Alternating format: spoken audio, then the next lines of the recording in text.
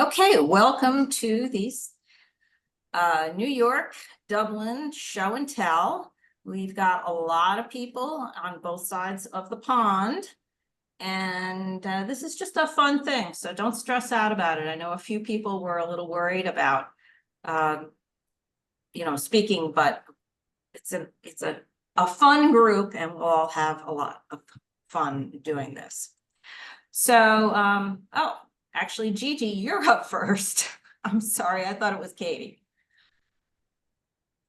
If you could unmute. Okay, I was just looking up what I was supposed to say, but then I realized this isn't weaving, so it doesn't really fit. But fiber is what I learned, that sort of thing. So I'm a spinner. I'm a sort of beginner weaver, but I'm definitely a spinner for the last 20 years. And at this point in my spinning, I'm really enthused by working with the fleece right from the sheep, right from the farmers. I'm allergic to sheep, so I cannot go to the farm and see the sheep. But if I buy a washed fleece, or if it's a coated fleece, coated meaning the sheep wear little coats as they're running around the field, it gets less vegetable matter in it, and then I'm not so allergic to it. So I think I'm not really allergic to the sheep. Lynn and I were talking about this. I think I'm allergic to all the little bits of grass and stuff that gets caught in it. So basically what you do is you take that fleece and you soak it in your bathtub if you live in a New York City apartment with eucalyptus soap or something like that. And you get all those little bits of twigs and stuff that have amassed over the year out of the fleece. Then you dry it and you hand card it, which are basically like dog combs. You comb the wool out, and that gets rid of even more little tiny bits and stuff. And then you are able to spin it. And what I did was I dyed some of my yarn with the flowers that I'm growing on my roof. So I had already spun the yarn, and then I took marigolds and coreopsis. Coreopsis are like a big sort of yellow orange daisy. And I boiled them up in a pot. And then with the wool, I mordanted the skein of wool so that I put it in alum for an hour. And that allows the wool to absorb dye better. And then I popped it into the pot with the boiled up flowers. And I got this color, which is muted at this point, but it was the color of Kraft Dinner. The Kraft Dinner is this macaroni and cheese that comes out in this fluorescent orange color.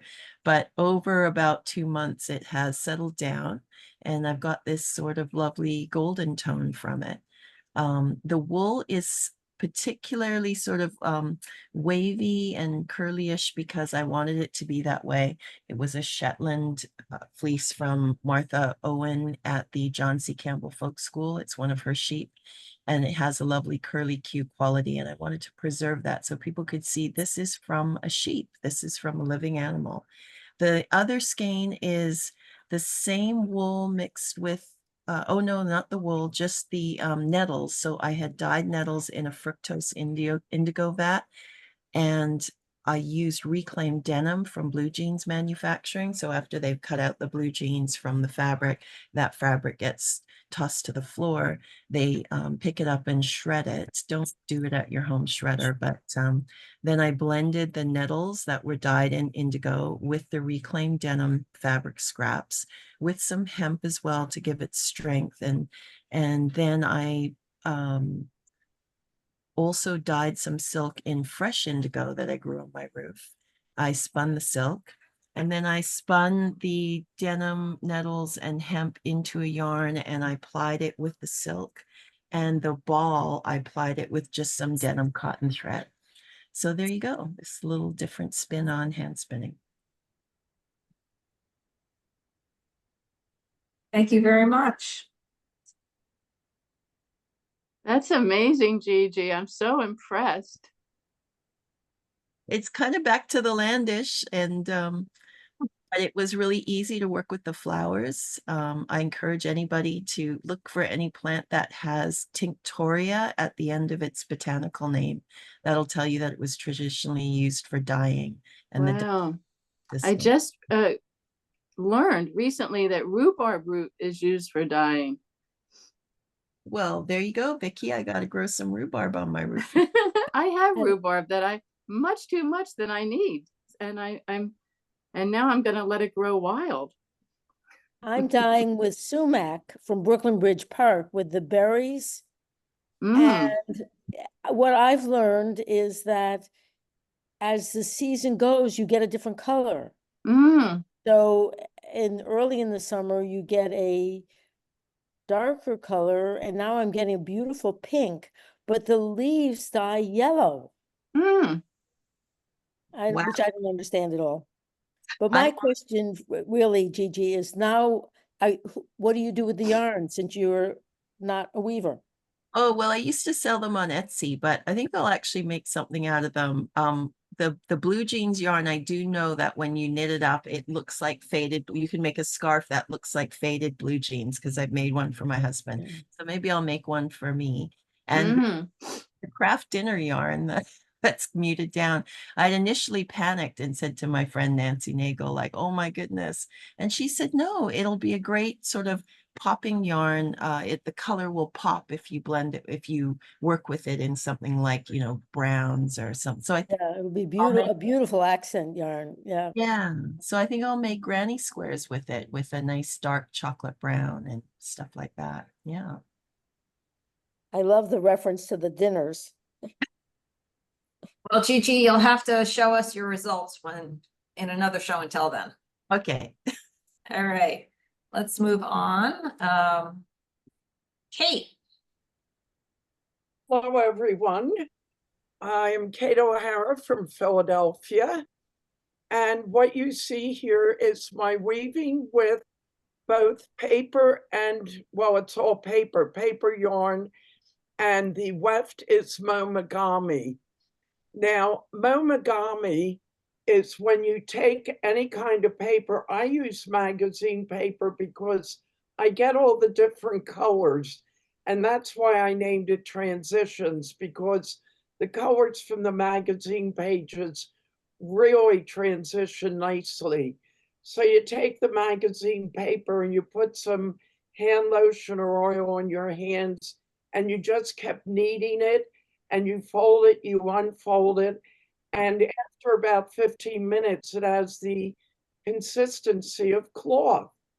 And in Japan, a lot of the people who couldn't afford woven cloth, they would make their clothes out of the momagami and treat it so it was waterproof. So the technique is I do plain weave, and the top and bottom is a double half hitch knot to hold in my weft. And I'm quite in love with the half hitch knot. I use it all the time. And I cut my strips a half an inch for the weft, which is pretty thick. But as you see, I like to see the texture. It's 10 by 10, and I left the momagami go beyond the end warp because I wanted to be able to show the colors and the consistency of the paper. And what I did was I alternated every pick with the blue paper yarn. So that gives a little more design to it. So that is momagami, and it is great fun. And you can use whatever paper you'd like to make momagami. I find newspaper a little too thin and it doesn't work well.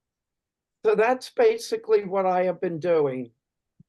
Was this done on a loom? Oh, thank you. This was done on a frame loom. Yes, it was a 12 by 10 frame loom. And I This is wanted- just gorgeous. Oh. It's beautiful. I was just going to ask, are you just using your hands then to weave it in and out? Like you can't use like a needle or anything, or did you have a kind of a needle or a shuttle that you fashioned, or just using your hands to weave it? I used a shuttle stick to weave. Actually, I'm getting mixed up. I used a very large wooden needle to weave it through. And I opened the shed previously with a shed stick because to weave it individually without opening the shed would be too hard on the momogami and the warp. Yeah. It's That's so really interesting. beautiful. I love the Yeah. gradation. Yeah, I've never seen anything like that. And I love how you've left the ends, as you said, so you can see. And what Beautiful. I momogami maybe, this is probably a good 25 sheets of paper, but I will momogami 50 sheets of paper just randomly. Then I separate it into the colors I want to use for that piece. And you can sit momogami while you're watching TV or just relaxing. And each page takes about 10, 15 minutes. And does the lotion make the ink smear? Because it doesn't look like you have, you know, any kind of text on these. No, it's mainly pictures. I like to pick picture paper, and the lotion, all it does is turn it into a cloth-like, which mutes all the design. It doesn't really smear it, it just mutes it. And the lotion is necessary for your hands. If you don't use the lotion, your hands get very sore. Well, this is very inspiring. Thank you very much. Kate, what do they use to waterproof the stuff when they turn it into clothing? Do you know? Actually, I'm not sure. I should have looked that up. But yes, in Japan, they do waterproof it. I was just wondering if you join the paper strips as you weave. You do. What I have done, if I don't want to leave the ends out, since it's paper, I just use a glue stick or a paste stick, and I paste them together, and then I get the long strip so I can do a continuous weaving. Well. And any lotion, any type of lotion, or can you use like oil or? I use just plain ordinary hand lotion. I tried olive oil, which someone suggested, and it just makes the paper too oily and it never dries out. Yeah. Right, hand lotion is absorbed and it dries immediately. Got it. Thanks. It's beautiful. Great, thank you very much. Okay, next up, Terry. It's Terry here. I'm here. Can you hear me? Yes. Hello, I'm Terry, and I'm one of the Liberties weavers. I've been Liberties weaver from the very beginning. As you can probably tell by my thick Dublin accent, I was born in Canada, born and raised in Canada, and my mom and I moved back. Mom is from Dublin, and we moved back here about 12 years ago. So my bag is plain weave. It's a tote bag, messenger bag, crossbody bag. It is made from cotton. The natural is cotton, and acrylic is the variegated. And it's supposed to look like a cat profile playing with the little glass button that I also made. It was more a feat of engineering than weaving, because it's all plain weave, so it was fairly easy. The body of the bag was done on my vintage 4-shaft table loom, and the strap was done on an inkle loom. The strap is all cotton, 8/4 cotton, and I pulled the colors for the strap from the variegated. And yeah, that's it. Oh, the side, I don't know if you can see the side. The lower part of the side is plain, just cotton. I actually wove the 2 short pieces for the side at the bottom on the inkle, and I left the warp really long, and I actually wove the warp as weft into the bottom so that it would be all integrated. So the weft on the bottom of the bag is the warp from the, now I'm getting confused, the warp from the ankle straps at the bottom. So. Wow. Do I think need to that's use the projector? Oh, and the tassels are integrated cat Oh, voice, as you can tell. Wow. Well, doing it. Sally, can you mute yourself, please? So that's it. I don't have anything else to add about it. I just love the cat, the silhouette of the cat. And the colors are just beautiful. And how you integrated the colors on your band, on your strap with your cat is just, it just works perfectly. Well, thank you. Oh, and the real cat is my cat, Gabby. She Yeah. has to into most of them. Very pretty. Mhm. The clasped weft technique you're using there, are those yarns a similar size, or are you trying to like manage the displacement there in some way? Are they? The acrylic, yes, it is clasped weft, and the acrylic was slightly thinner, so it's a double strand of the colored. Can you talk about the glass button? You said you made that as well? Oh, the glass button, I did it's a glass fusing and slumping class a few years ago. And that was, I don't have any idea why I made it, but it was sitting in my little toolbox for years. And when I was looking for something to make a button, I remembered that was there. So it was meant to be. It's perfect. So thank you. Great. Thank you very much, Terry. Thank you. All right. Next, Sally, who I just saw pop up, so she must be on the line.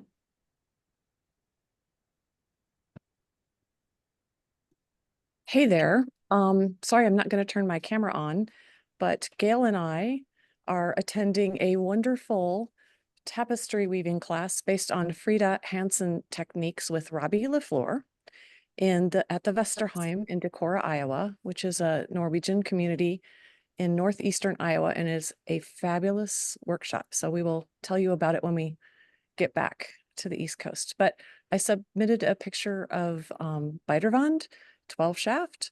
It's been on my loom a little while.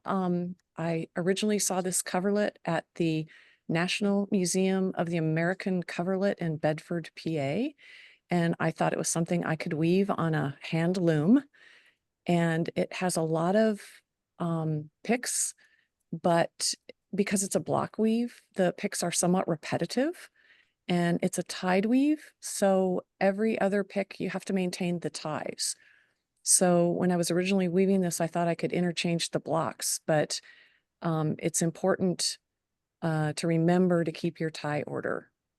So those are kind of the basics of this structure. If there's any questions, let me know. Otherwise, we're going to go back to our workshop and let the rest of the group who's here listen in on this program with the Dublin group. And we have someone here from Jan from Virginia. Mata is from here in Decorah, but originally from Denmark. Robbie, of course, is from Minnesota. And we have Kristen, who's here from Iowa City, Iowa.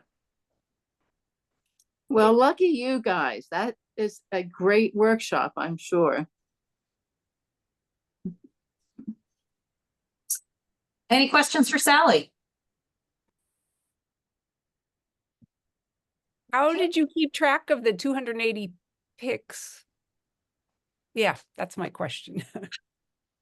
So, Katie, I had 5 blocks.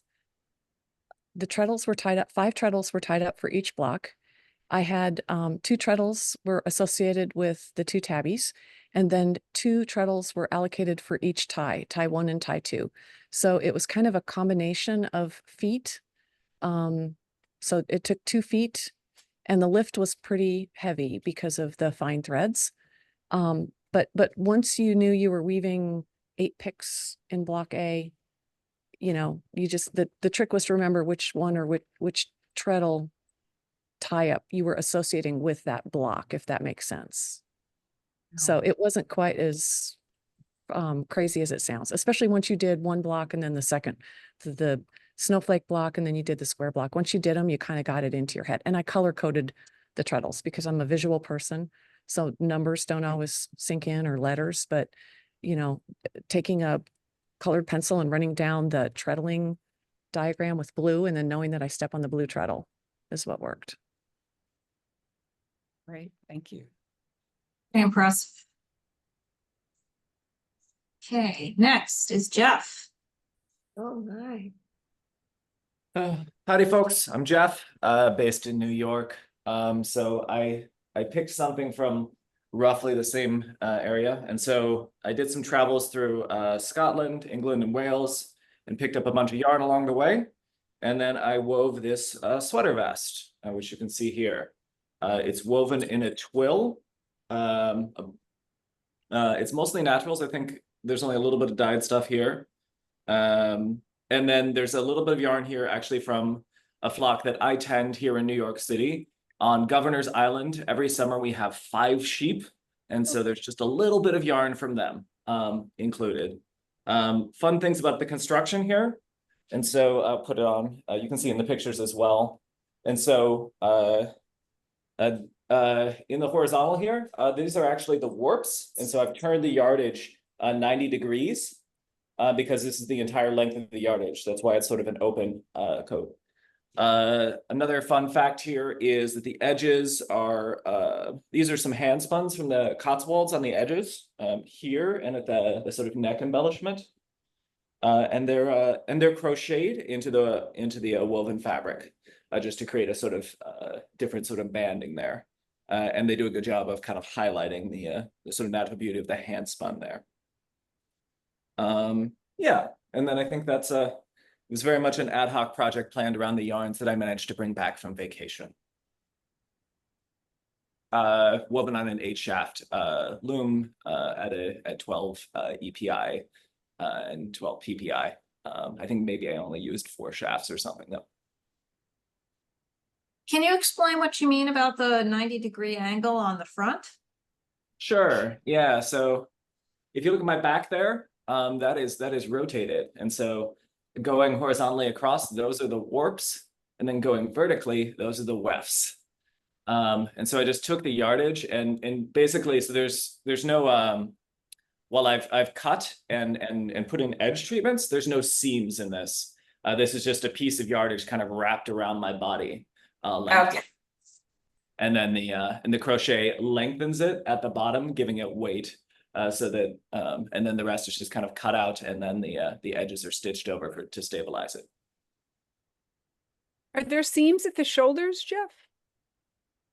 You're right. There are seams at the shoulder. They're Yeah. beautiful. They're very hidden, but yes, you're right. That's the one place where you need seams there. Love your, well, it strengthens that too. I love your work. Thank you. I have a question. The way the back goes down a little bit, is that that's not straight, right? I mean, is it the way you pieced it together? It's not pieced, it's just cut out.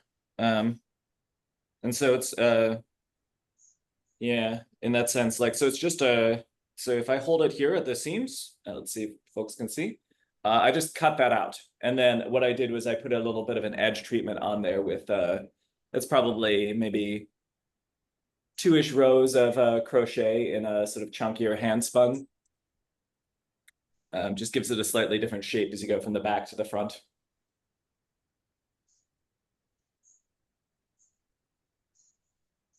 Very cool, although it looks warm. It is not the weather for it today in New York. No. All right, thank you very much. Thanks, folks. All right, next. Whoops. Deirdre, is Deirdre here?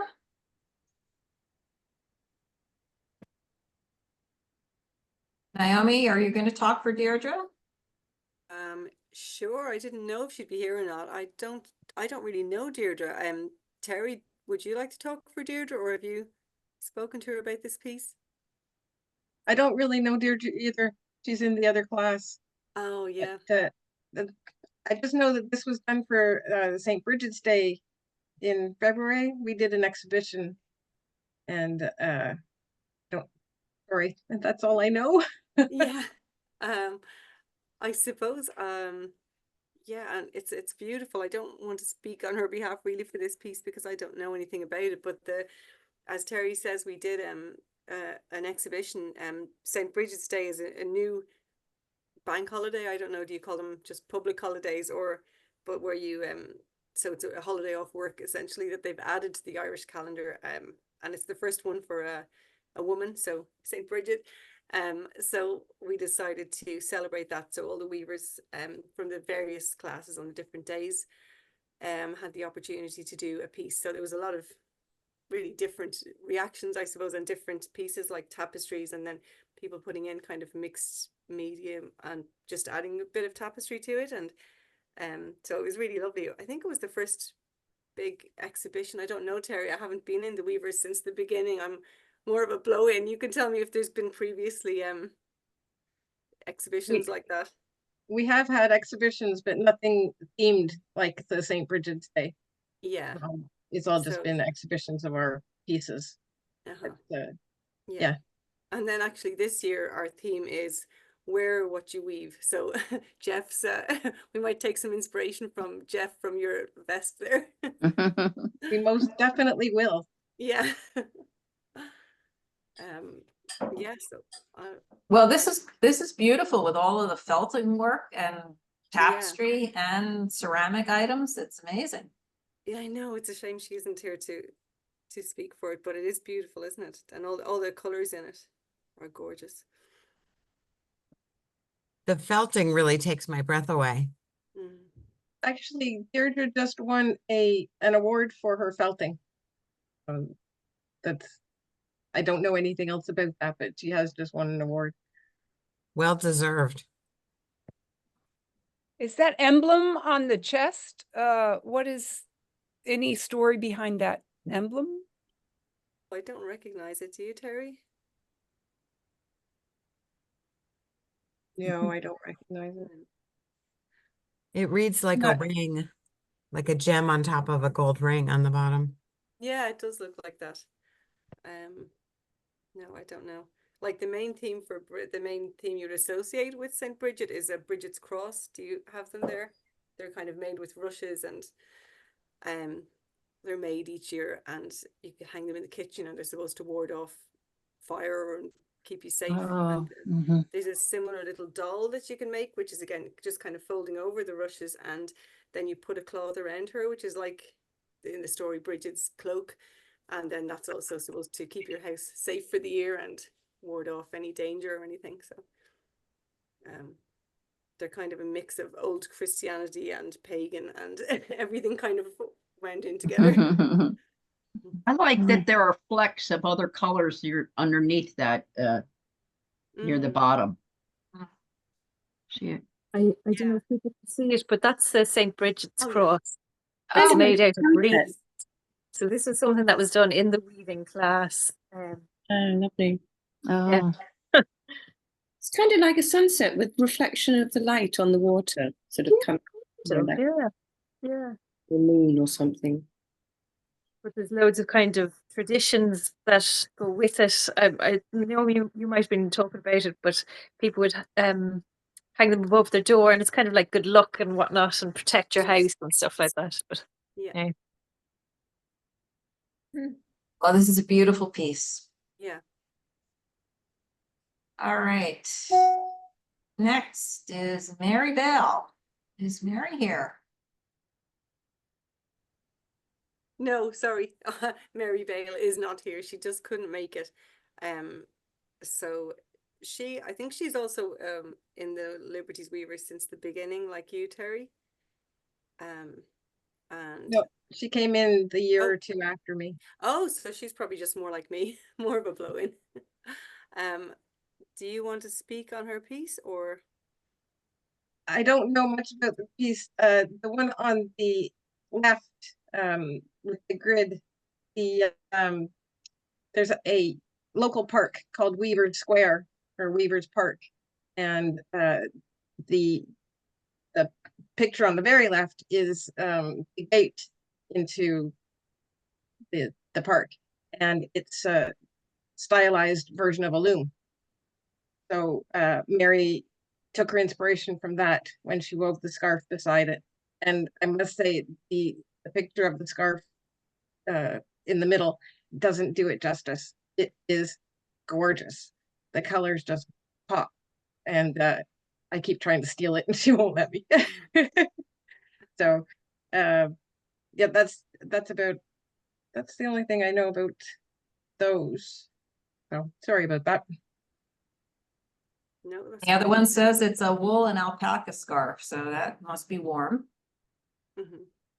Yeah. A houndstooth. Gorgeous. Mhm. All right, Rhea. It's very Oh my. interesting. All right. So a couple of years ago, I read an article in Handwoven, for those interested, November, December 2020. It looks like this. And there was an article by Kaz Madigan, weaving with a wave stick. And I thought, oh, that looks like fun. So I got myself a wave stick, a very long one, because I have a 25-inch rigid heddle loom, among other looms. And I got some yarns together that I thought the colors worked well. And I did all of this very randomly. I had a A2 teal tencel, and I basically just started warping for a warp of about a yard and a half until the cone ran out, which came down to 122 threads. It might not have been a full cone, actually. And then I had this very pale silver gray, and I had a beautiful, beautiful shade of blue, but the silver gray was also A2 tencel. The blue was a very different yarn. It was much, much thinner. It's like sewing thread. I mean, I can hold it up, but you won't see the actual thread. And then I just went ahead and started weaving very randomly. And obviously the very thin thread took forever. So I grew quite tired of it. I also was not very happy with the selvages, because it's very hard to measure out exactly the right amount of slack for beating it in. There were all sorts of things I disliked. I left it alone for a while, went back to it again. It took me an eternity to finish. Now, last week, I happened to speak to Carol, and I said, well, I'll submit something, but it's a failure. And she said, no, don't say that. So I said, okay, a learning experience then. And I finished it up. And when I took it off the loom, despite the fact that there is definitely a lot wrong with it, I was like, hey, it's not all that bad. The colors are actually brighter than in the pictures. You know how it is with taking pictures indoors. Maybe the colors look a bit brighter on screen here. Essentially, I totally randomly used the bigger and narrower waves, and I fairly randomly did just a few stripes, if I can call it that, horizontal stripes, averaging 5 for most sections. Particularly with the dark blue, it had a tendency to pack in and to join its stripes together, so it was hard to keep spaces in there. So I did this on a rigid heddle loom. Like I said, it's just plain weave. The whole effect is the combination of the colors and the waves. And I realized that before I started, I had not really paid much attention to the instructions in the article, which said that you had to use a relatively loose set, and I used a pretty tight set. And you can see that in the center where there's a lot of drawing. It's not a striped warp, it's all the same color, but in the center it's much bluer because of drawing purely. What else can I say about it? Obviously, these pigs have a tendency to wander off. Interestingly, after I finished this, I started Googling for more information. One thing that puzzled me in the article by Cass Madigan was that she recommended yarn that had to be smooth and have some slip. And I wondered about that at the time, but went ahead and used relatively slippery yarn anyway. And the threads certainly have a way of wandering, particularly the light gray. Then after I finished, I read some other articles, and there was an article on the handwoven blog from 2022, so 2 years later, Wavy Weaving by Liz Evans. And she said, avoid slippery yarns.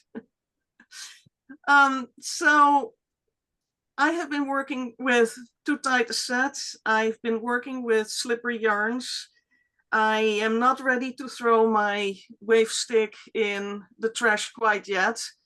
So next up will, not immediately, I have had it for a bit with wave sticks, but I do intend to go back to it and work with different yarns, different sets, and try it out again, because it is ultimately a very nice effect.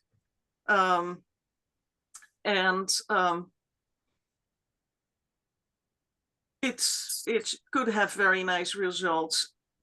So I will try again, but for now, this is it. It was definitely a learning experience. The one thing I most definitely will never do again, certainly not for a project like this, is to weave with yarn as thin as sewing thread, because it takes forever to weave even a 1/4 inch.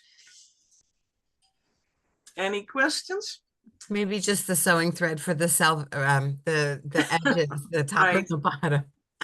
It's beautiful. I would like to know how it works out with the tight set and then a loose set for the movement. Well, I think in the middle picture you can see how particularly the silver gray is sort of wandering off, and how there are very big loops in the warp. With the sewing thread, obviously that holds the warp together better, but particularly the center, it was very hard to beat in because of all the drawing.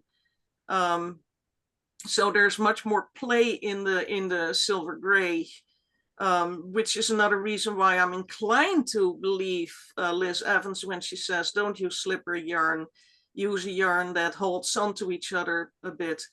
Ironically, what Cass Madigan says is, let me see, I have it up here somewhere. Wool or textured yarns fight back when shaping the curves and don't tend to work as well. She shows some work of her own, which looks absolutely gorgeous. But I am inclined to believe that a hairier yarn would actually work better because it holds together better. We'll see next time I do a project. Ria, I love this. And I've never heard of a wave stick. Can you show that again? Okay, it looks like this. So you have Oh, large waves and then you have much shorter waves. You can use either side, and I just Oh. randomly used either side. and you just beat down with that. You beat down with it, or rather you push in, because if you beat down, it still flattens out quite a bit. Mhm. And where One did of the you problems get is, that? Probably through the Woolery or so, or Mm. or Halcyon. Handy It's Woman. made by Ashford. There's another other brand as well, and the name escapes me, but Handy Woman on Etsy is where I got mine, I believe. Mm. I love it. I've seen them on like for sale. Maybe it was on Ashford, but I didn't. I was kind of looking at it, going, "Oh, what's the point, or what does it do?" But I think this is just gorgeous. yeah, really it's big fun, and because what you do is you throw a pick and then you change shed, and then you beat it in, and that sort of ties it up. There is wandering, and even in the left photo you can even see the blue wandering apart instead of staying together. But for the most part, just the way you put the yarn together and the way you beat it in holds the waves together. The thing to do is to not beat too hard, because then you flatten out. And one major problem is to determine just the right amount of slack for the enormous waves that you're putting in there. So on the selvages, there are a lot of loops here and there, particularly with the thinner yarn. just looks so like ripples on the ocean or something. It's gorgeous. Yeah, it's growing on me. Well, for a first attempt, it was quite impressive. Okay, let's see who's next. Naomi. I'm up. Well, this was my first ever tapestry I attempted when I started the weaving class 2 years ago. So I didn't really have it planned out at all, and you can see that the edges are so messy, and the you know, it got tighter and looser. But I actually still like it because, as you said, Ria, it's such a learning experience, and almost before you know you don't know what the rules are. So in a way, I was more free then than as you get to know some things, or the rules that you're following. So it was just a tapestry done on a wooden frame, I think probably from an old charity shop picture I got. And then the sticks I put that I have it on at the end are driftwood from the shoreline there, where around where those the towers are. And it's just kind of an iconic part of the Dublin skyline. These old towers that were built years ago that aren't actually that pretty up close, but they've kind of become beloved. And yeah, that's all really. I'm trying to think what else. I just used any old kind of odds and ends. There was lots of embroidery threads, and then there was some of that like kind of chunky wool, and yeah, just any bits and pieces I could find really. So no planning really, but I liked the end result and totally fell in love with weaving after that, and then moved on to looms and inkle looms and table looms and floor looms. So this was what hooked me on it, I suppose. And yeah, that's it really. Are those tufts of fleece for the clouds? They're just tufts of kind of like that chunky wool. They're not like, they're just acrylic, I think. They're not really good wool or anything.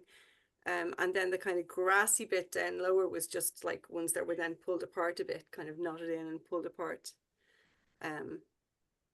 Yeah, I think it was just that kind of, I think it might have been even the wool you would kind of do like the finger knitting or the hand knitting with. So I can really feel the roundness of the poles, like sticking down. I feel like I could grab them.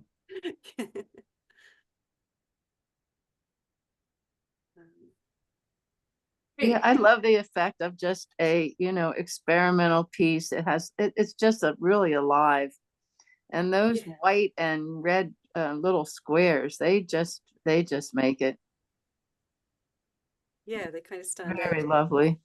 No, thank you. And then yeah, so I kind of was trying to do a bit of a sunset, so that was all the different colored Mm, threads in the yeah, background. But yeah, works. Yeah, it works. yeah, Well, the towers are split tapestry, right? Because it looks yeah. like dimensional. You know, they really are. They're standing alone like that. Yeah, so you can see because I took the photos outside, you can kind of see where they're yeah, so they were split. And then in the second, the other one actually I tried because I hadn't done it before, so I tried interlocking a little bit. But then yeah, I think I actually prefer the split in the end, and I didn't sew them in or anything at the end. Then I just left it as is because I like the effect. Oh, I see. Mm-hmm. Mm, Yeah. yeah. Oh yeah, because in the second picture you can kind of see how the tower on the right is kind of sewn in on the side more so, whereas in the third picture when it's outside you can see the light coming through kind of where it Yeah, I hasn't. see that now. Yeah. Yeah, Mm-hmm. It's a nice effect. yeah. Thank you for showing us your work. No problem. Okay, Catherine, is Catherine on the line? Yes, I'm here. Let me unmute.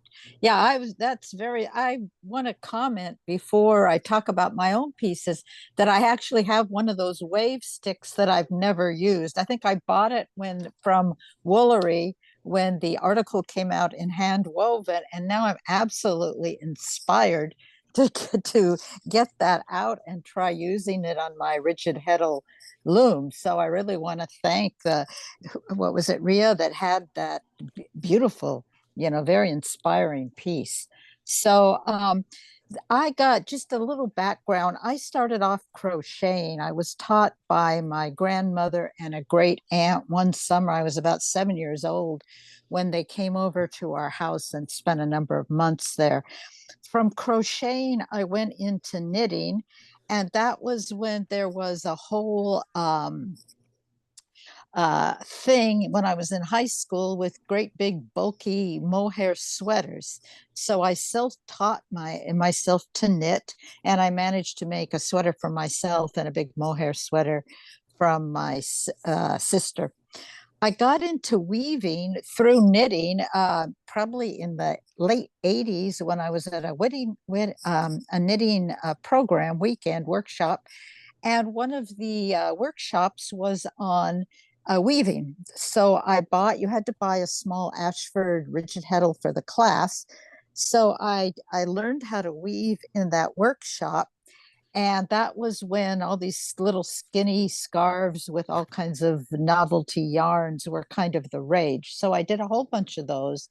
And then I kind of put aside the weaving for years, and I got back into weaving with COVID. That was when I joined the New York Guild, and I had bought a larger rigid heddle that was in pieces. I managed to find all the pieces and put the loom together. So I've gotten more into weaving now since COVID. Now, both these three pieces were all woven on a Saori loom. And I bought that again as a result of knitting. I went to a knitting workshop about 2 years ago, and there was a Saori weaver there who was selling these beautiful hand woven stoles and pillow casings.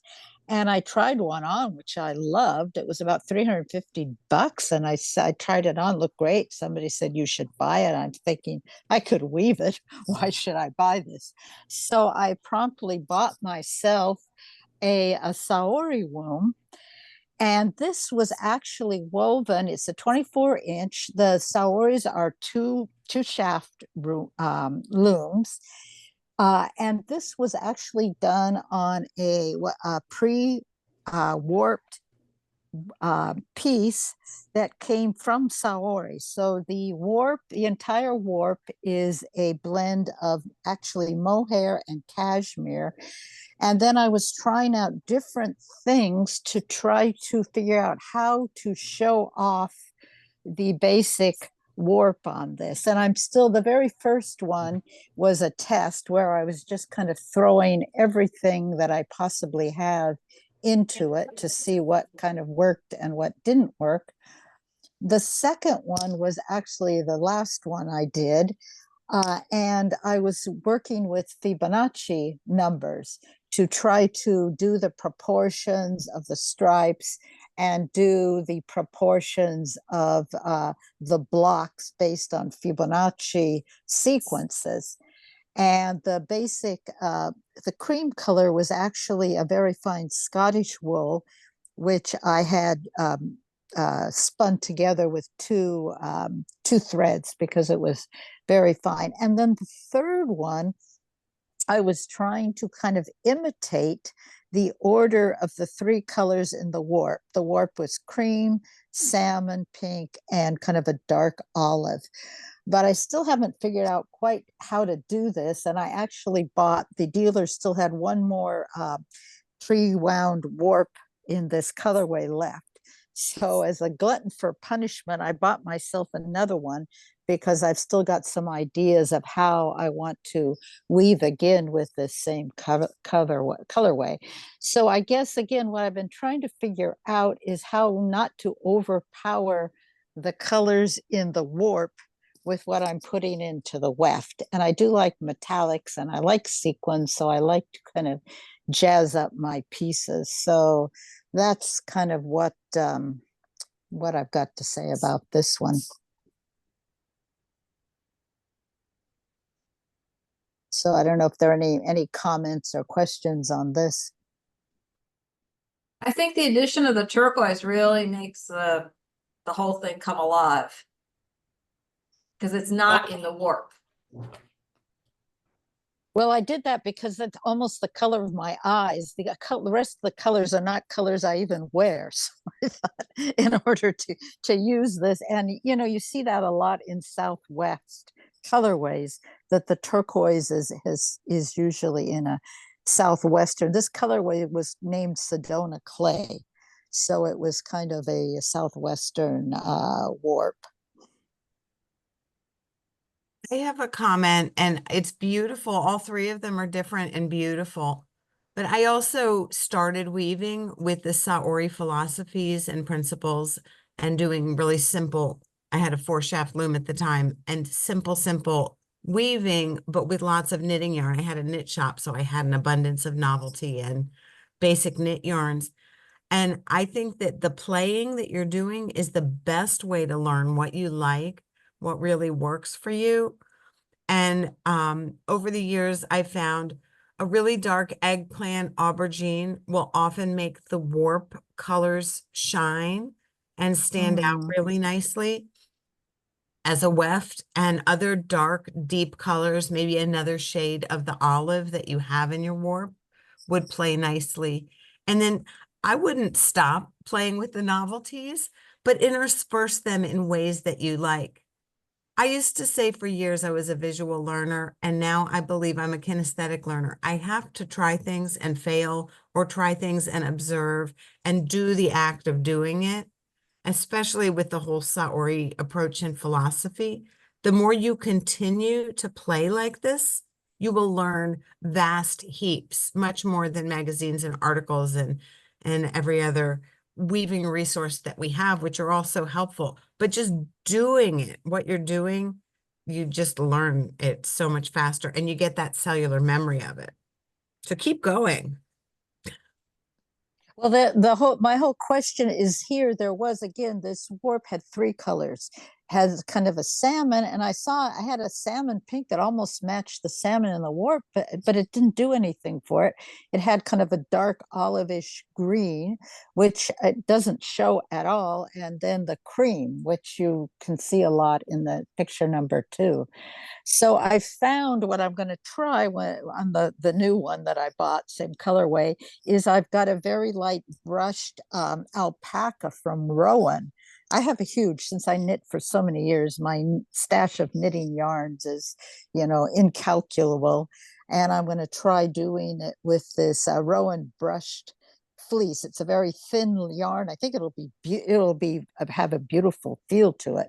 And I have about 6 or 8 balls of the stuff. So yeah, for me personally, to wear the one I actually like, best was the last one because I need the turquoise and the teal because of my skin and eye color. Well, it looks So- like you had fun with all of them. Oh, I Carrie? do. I love it. I mean, I love it because, you know, you can buy these warps, and what I've used the most, they have a 20-meter warp you put on. It's very easy to put it on. When you finish, you cut it off. They have a stick you put in there, and it takes 5 minutes to get started on your next one. It's so much, I mean, for people who haven't tried it, they're a little expensive, but they're so easy to use, and they're fun. I've probably done about 20 or 25 shells and scarves with the plain black warp, but these colored ones have been a little more challenging to figure out how to knit them. Maybe before, if you've got me highlighted, before you go off, I brought a homage here, if you can see. This is my Irish, many generations back, great grandmother. I can't say where she was from in Ireland, but she's got the red hair and the very pale skin. So that's it. Yeah, the sari is great. You know, you can just, you take one off and you're ready to go with the next one immediately. Instant gratification. Kathy, these are gorgeous. Could you explain the construction, how you, like the front, is it sewn or is it? No, straight? it's the only thing on the front is I usually try to start with about 6 or 10 picks where I beat it really tightly to hold that in, and then it's just twisted fringe. What I started doing on another one is as soon as I take it off, I'll put maybe 4 threads together and do a 4-thread twisted, knotted, I should say, a thread knotted all the way across the front to kind of hold in those very first couple of rows of weaving. So I don't bother to hem stitch with that. I just, try to tie it up as quickly as possible so the front part doesn't fall apart. And that's all it is. And I try to usually start and end it with the same color in the warp. I don't know if I did that on these or not, or in the weft rather. The weft I beat in first 8 to 10 rows very tightly. That's it. Hey, thank you very much. Well, just before I go, there's another tool that Saori has that's even more fun. I haven't used it with these patterned warps. They call it, I think, a rib comb where you can put it in front of your normal beater, and it will bring together your warp threads so you can have vertical columns of black going through your weaving, and you can pull it out and put it in as you wish as you're weaving, and that's great fun too. I've done a lot. I didn't bring him here, but I've done a lot with that. I think they call it a comb. It's like a comb, sort of a beater. The Saori over here is very rare. I think there's only one dealer in Northern Ireland, so, and that's the UK. That's not here. So, but I've been intrigued by it, but it's not accessible to us, unfortunately. There's Love a to lot get of hands on it. information online though, and you can play with Saori philosophies on any loom. Yeah, I attempted one piece on rigid heddle and was fairly successful, but nothing like this. It's gorgeous. Yeah. Well, again, you using 2 heddles on a normal loom would be the best way to go. I wouldn't try rigid heddle. I have rigid heddles, but if you just use, 2 of your plain weave with 2 heddles will do it. Yeah, I bought mine from a dealer in Northern California. There's and shipping was expensive because I'm on the East Coast, but she has a lot of stuff. She's in Northern California. And there's one in LA too. Peachtree, Georgia is Denise Prince. Oh. Okay, so this is Sandra Chase. I don't believe she's coming today. So Naomi, are you going to be talking? Sure, yeah. Yeah, I was just talking to Sandra about this on Tuesday in class. So basically it's as she says, but she likes to try and repurpose things. So, you know, if she got a skirt and she liked it, but it was a bit short, then, you know, she can add, you know, a band on the bottom of it. And so they're just some examples of some of the repurposing and adding to things she's done. And then she works on the inkle loom, just for space saving in her house as well. So yeah, she's just trying to I suppose it's sustainable, but also creative, and give a new lease of life to things, or just repurpose them a little bit. And yeah, I think it's all lovely. And Do you know what this is? Is this like a little pocket? That's yeah, on a, I couldn't figure it out. I don't know. It does look like it looks like it opens. So I don't know, doesn't it? It looks like a tiny little bag, like. Purse. Yeah. I think You it's know, a Terry? little, I think it's a little cell phone pouch. Oh, cool. Sandra Oh. is our MacGyver. She Yeah. comes up with the best combinations, and her imagination is just unlimited. It's Yeah. just amazing. We never know what she's going to come in with. Well, she came in with a big loom on Tuesday, didn't she? Well, these all kind of just metal poles and bits of wooden sticks that was some loom. Yeah, that's our big latest loom. donated orphan loom. Yeah. Amazing. Great, thank you. Vicky. Vicky does tapestry. Okay. Hello, this is really a fun get together. Well, I started weaving on a 4-harness loom many years ago, and then I didn't weave, you know, for many years. But when I retired, I started taking tapestry classes, and I've been doing that about 5 years. And I've been working on a project about the Camino de Santiago, which I walked on about 10 years ago. And it really was, it's much more difficult than I'm ready to do. So I've been making a lot of samples to figure out, you know, different things I'm putting into this project. And one of them was a little village.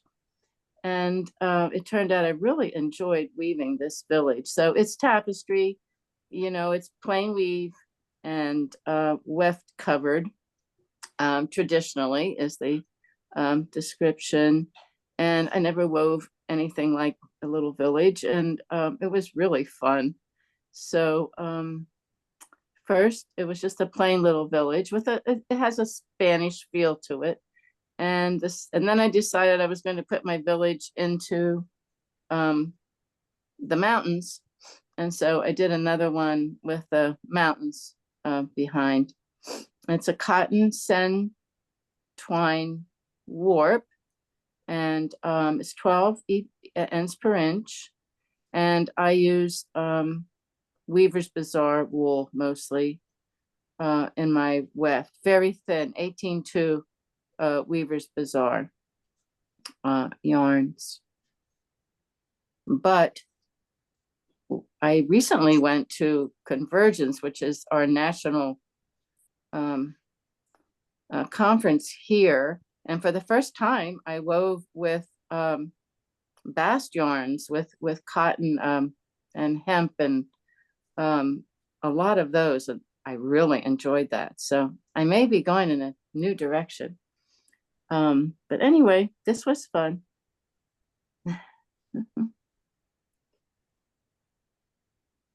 You did a great job of making them look 3-dimensional. Was that difficult to do, to get the proportions right? Well, I'm really working on that. So no, it wasn't so difficult. The challenge is the values, how to get the value right so that each color shows and that there's dimension. So yeah, that part is very challenging. I unweave a lot. I weave and unweave a lot.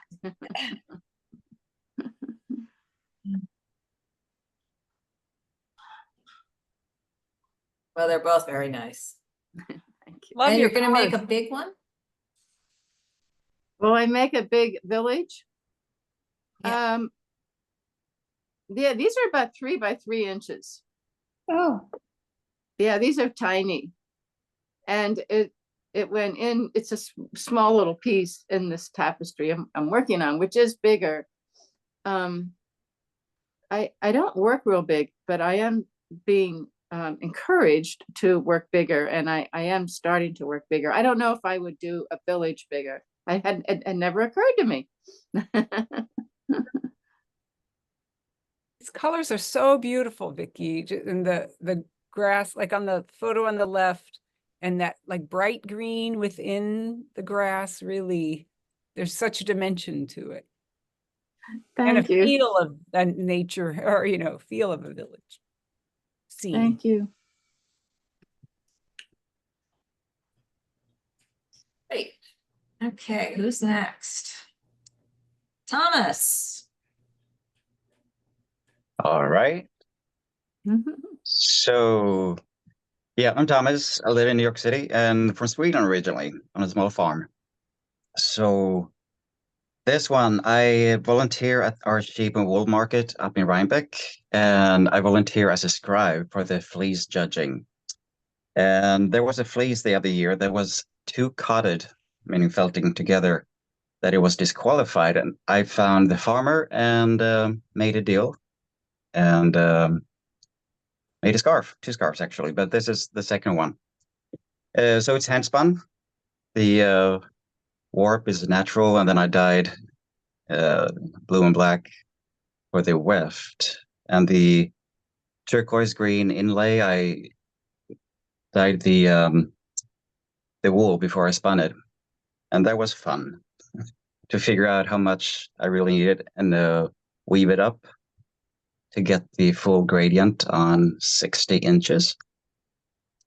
And yeah, I wove it on my baby Macomber. It's originally an 8-shaft loom, but I made an insert of a table loom mechanics of 22 shafts.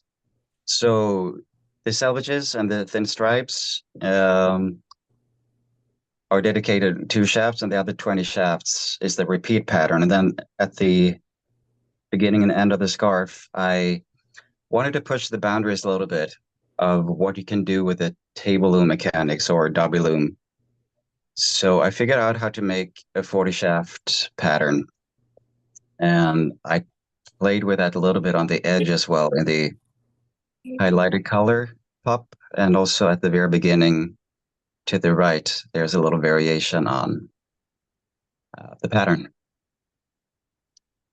So yeah, I was happy with it at the end. And the first time I wove something where I didn't feel restless of coming up with a new design or starting next project, I just enjoyed it.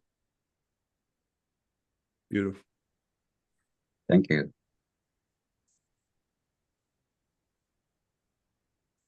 Centerpiece here almost looks like a one of those women with the big hoop skirts. I keep seeing it as a person with a hoop skirt. Right? I can see that too. It's beautiful. It looks Thank you. medieval. It looks like a medieval garment of royalty or something. It's incredible. Good question about the table loom mechanics. On the Baby Mac, are you using treadles and levers at the same time? No, I took out the shafts from the castle. Oh, okay. And that's where I put the table loom mechanics. That's the article that you wrote for HGA magazine, right? Yes, it is. It is. So I know it is right here with me. Congratulations on that. That's really great. Thank you. And this is gorgeous, and I love that turquoise spot. That's wonderful. Yeah, because sometimes things get too predictable. I just wanted something to stir it up. Absolutely. That's great. It's enough that it rubs me at the almost at the wrong way, but not really. So No, it's good.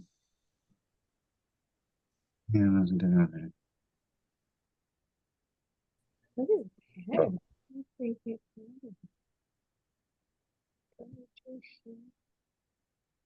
right, Katie. The article was about how I built the table loom mechanics as an insert. My chef's envy. Where was it? What was the name? Shuttles. Oh, sorry. What is the name? Shuttle, spindle, and die pot. Yes. I put the link in the chat. You have to join the Handweavers Guild of America for the subscription, but the link's in the chat where it Great, is. I belong. Yeah, but like just join just to read Thomas's article. It's fantastic. Thank you.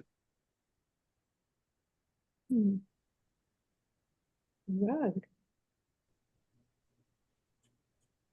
So this is, I have it right here. I'm still working on doing the ends. I'll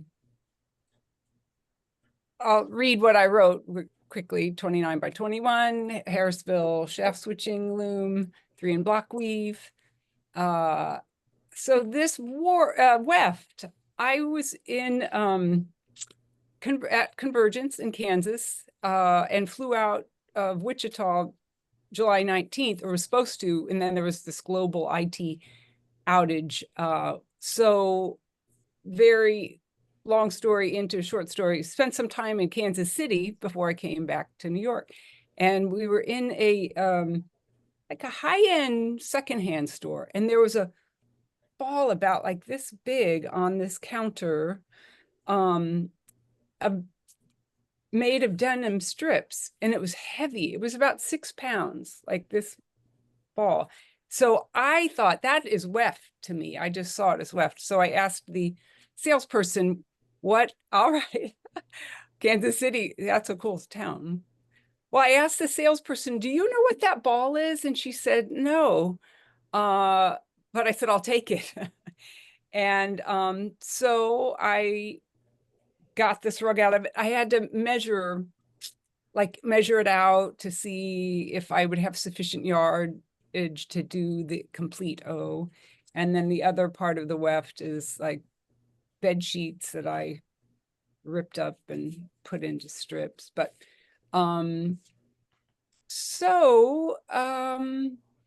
this is for friends of mine whose last name begins with O.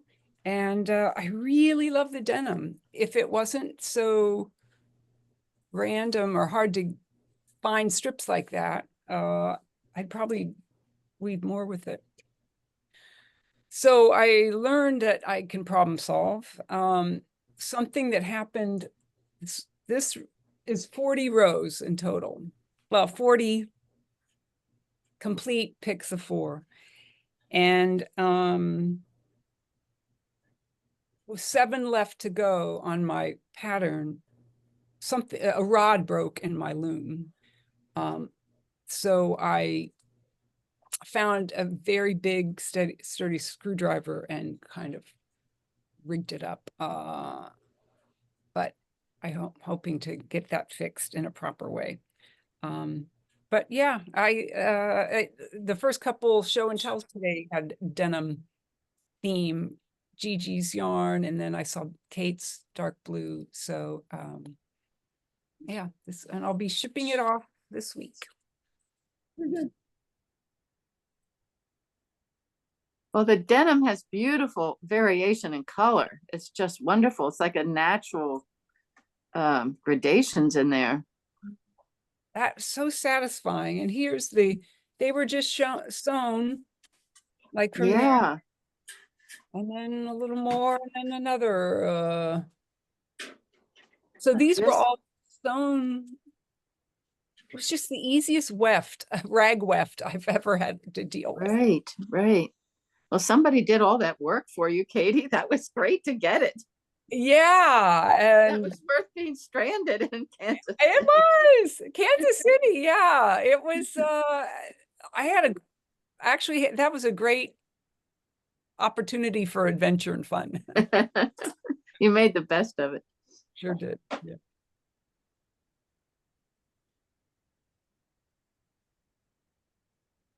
Does everybody know what a shaft switching loom is?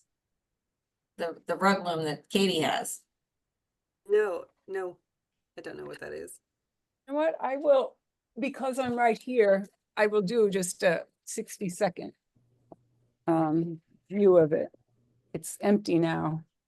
Just cut the rug off, but there are these. So when Okay. I wanted to do I'm the almost done. O, I'm leaving. this would go in the back. So let's say that would create the O, like that would create the white part.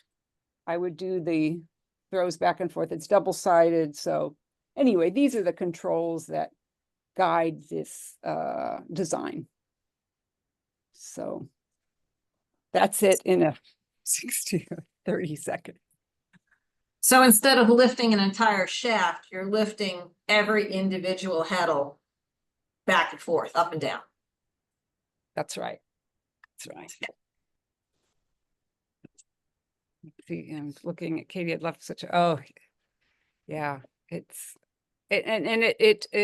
beats really hard. I mean, there's like a weighted, the beater is so weighted. There's like weights on the bottom here. Here we go. I don't know if you can see all across how it's weighted. So it is a pretty big thud. I'm trying to light it. So it packs very densely.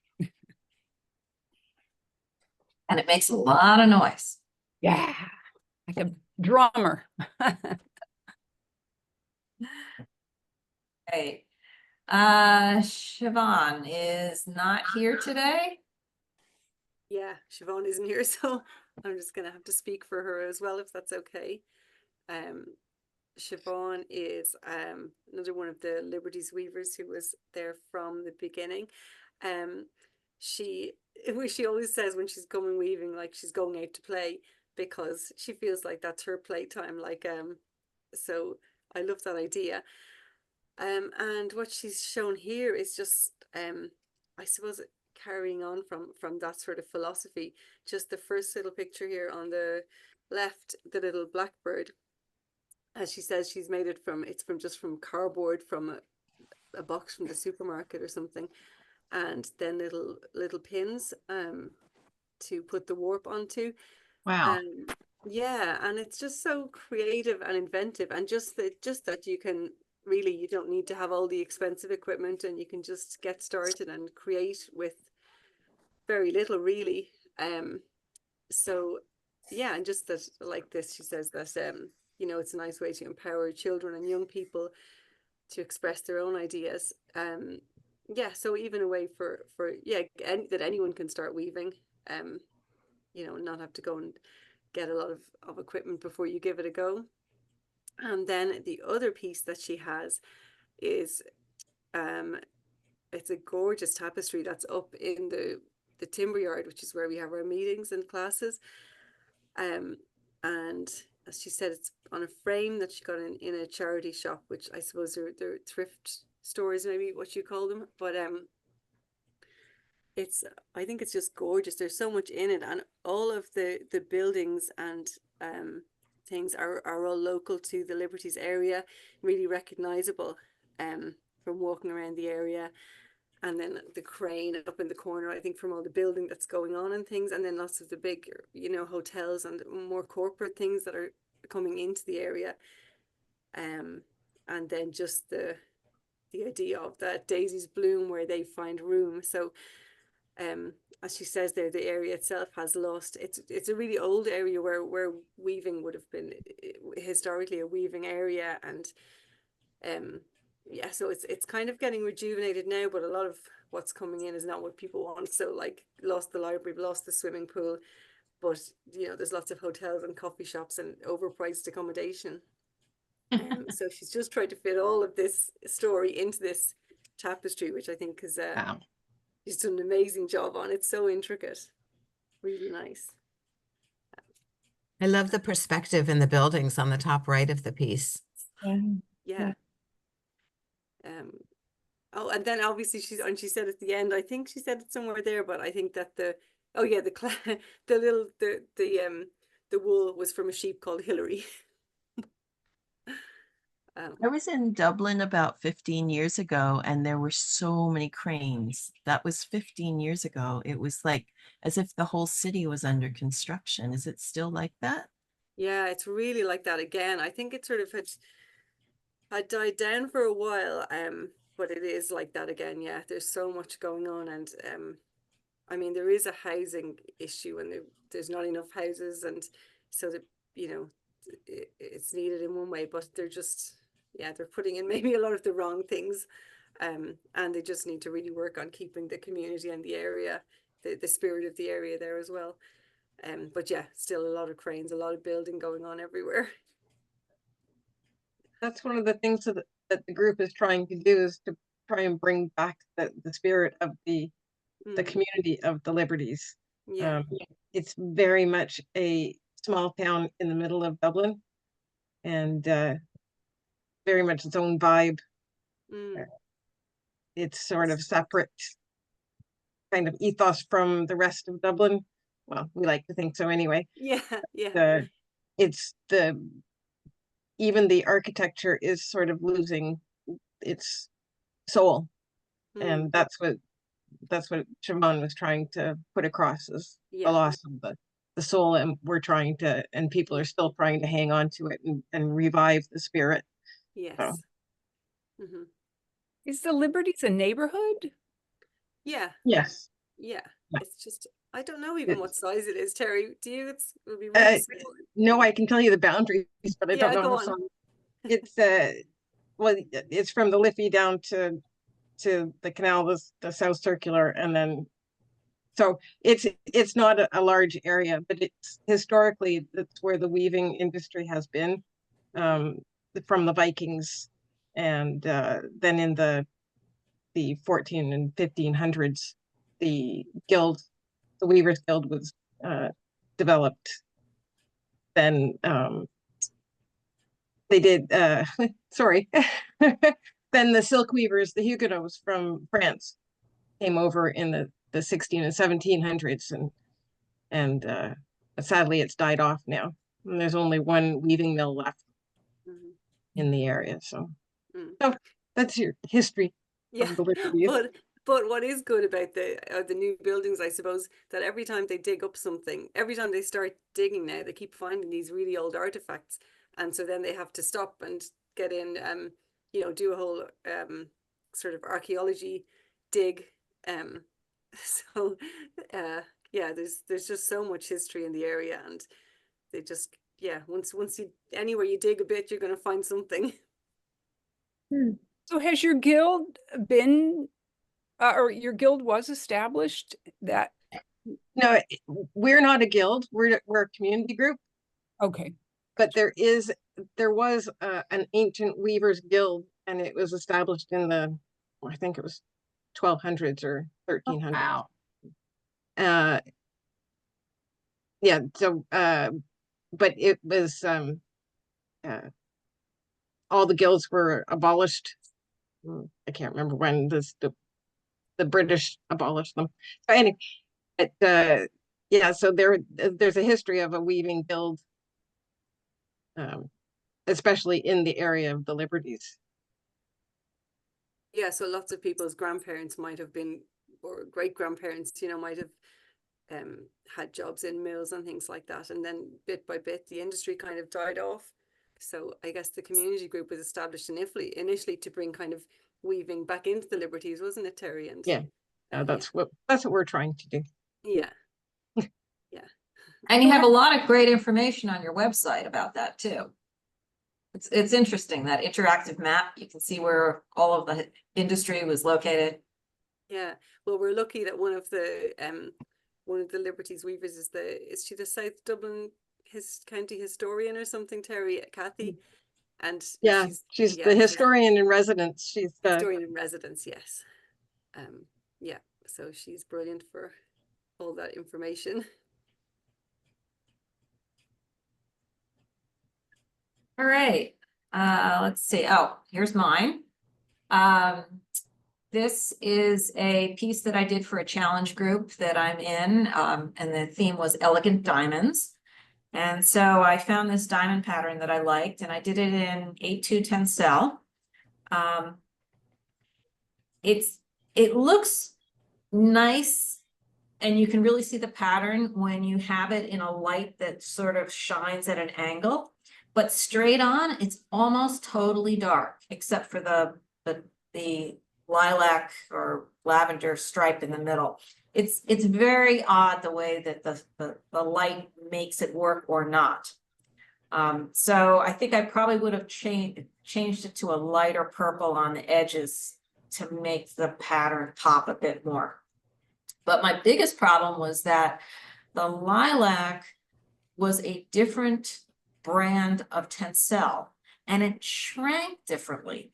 And so you can see in the bottom here, it sort of went, the whole edge went up in the center because it just was a different percentage. Very strange. But it turned out okay. It's beautiful. I love the colors and the pattern and the texture so much. It does have a lot of texture. It's surprisingly enough, the twill really makes it nubby almost. So The dark colors are just so rich. Yeah. yeah, unless you look at it flat. You see right on the corner here in the right, extreme right, see how flat it looks? It depends how the light shines on it. It's very odd. Yeah. At first glance, I thought it was a crinkle cloth that you had contracted and pulled weft. No, not at all. No, but I at first glance, that's what it looked like. The texture's Yeah. really strong. Yeah. I think that's a nice feature that it looks like it looks black sort of straight on, as you said, and then like you can't really see that in the pictures because the colors really are beautiful. But I like that fact, you know, that as you're wearing it, maybe just if you turn, then you'll see the colors, you know. So I think that's an added feature, just Okay, so it's a feature and not a drawback. exactly, yeah.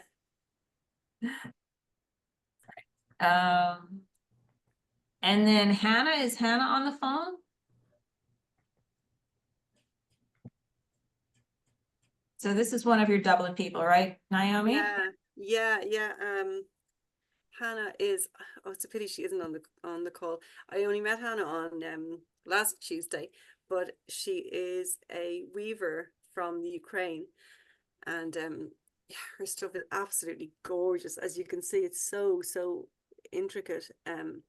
So I really don't think I can answer any questions, or I don't know. I mean, Yeah, she sent 3 different things in. I'm assuming this one is tapestry. yeah, well, I think it's tapestries she works on. That's what she was working on Tuesday. Terry, did you get a chance to chat to her or anything, or No, it's just Tuesday was the exquisite. first time I met her as well. Yeah, I mean, this looks amazing to me, but like I'm just seeing it as much as you guys are for the first time, so Yeah. I can't Wow. speak on it, but it's gorgeous, isn't it? And she has 2 more.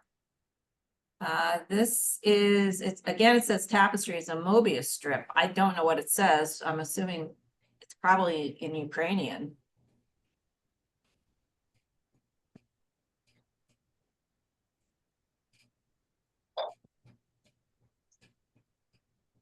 Would you And go then- back a slide to the original one, maybe afterward, so we could see that again? I just looked This- up what 212 or 2012 centimeters is, and this is a huge piece. Oh, I thought that was the year. Yes. 2012 centimeters. I think I looked up 212. 2012. No, 242 centimeters. But there's an X there. Right, it's 2,000 by 200 centimeters. So that's 22 yards. No, that can't be right. Maybe Maybe it's it is supposed to be 12. Yeah, it must be. Surely it's 200. You know, 200 by 200. Well, Yeah. I don't know. Well, that was 83 inches. And if it's 83 inches by That's- something a little larger, that's 2.5 yards. That's Mhm. Huge. Yeah. It's amazing, isn't it?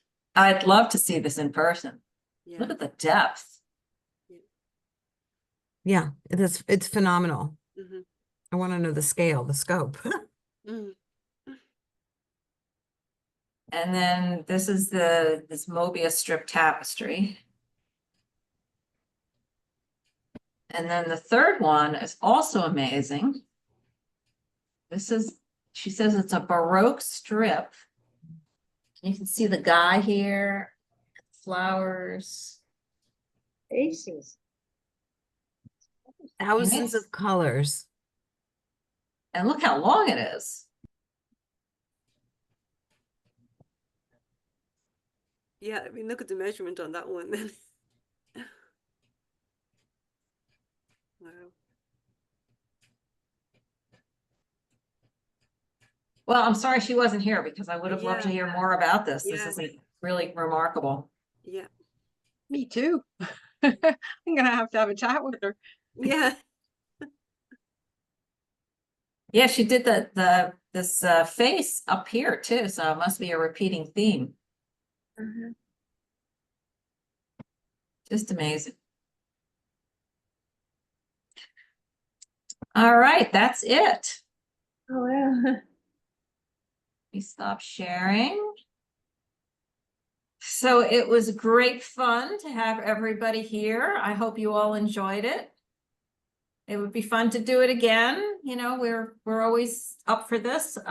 Also, if anybody from Dublin wants to join the New York Guild, you can participate in the show and tell that we have between 12 and 1 here. So that's 5 and 6 your time before we have our speaker. But we always have a good time and we always share things, although we only limit it to an hour. So it's a bit shorter than this. But This was fantastic. Thank you so much. It was really fantastic. I'm totally inspired. I've just been taking notes on all the different things that I hadn't even heard of before, some of them. So amazing. well, I hope that everybody was happy to see everyone else's work, and I thank you all for participating. Well, thank you. And thank you, Naomi, for setting it up on this end. Yeah, thank you. So this will be recorded, and then I'll send out to Naomi as well as to our members a link to the YouTube video, so you can have your friends watch it if you want, or you can watch portions of it if you missed something. All right. Thanks so much, Carol. Okay. Thank you very much, everyone. Thank you.